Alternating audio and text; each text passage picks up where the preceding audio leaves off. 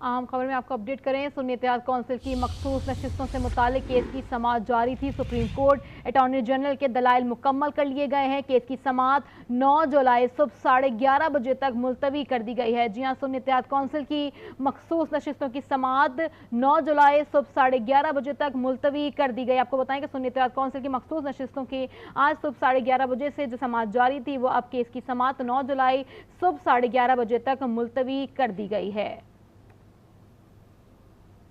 सुन्नी इत्तेहाद council की मखसूस नशिस्तों से मुतालिक केस की समाअत चल रही थी। अदालत ने इंसाफ के तकाज़ों को नहीं देखा, ये कहा गया है पीटीआई की जानिब से। सुन्नी इत्तेहाद कौंसिल की मखसूस नशिस्तों से मुतालिक केस में अटॉर्नी जनरल के दलाइल मुकम्मल हो गए हैं।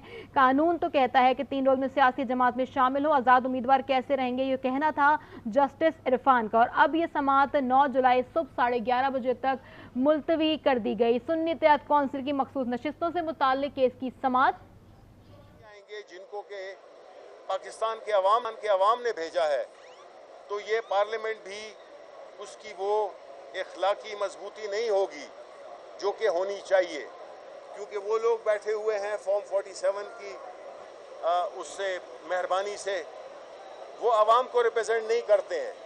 ये जो बजट आपने देखा है, ये जिस तरह से पाकिस्तान के अवाम पे एक मुआशी यलगार कर दी गई है हुकूमत की तरफ से, इसके पाकिस्तान के अवाम मुतहम्मिल नहीं हो सकते हैं। ये मुल्क, इसकी मईशत, इसकी गवर्नेंस हर रोज़ नीचे और नीचे चली जा रही है।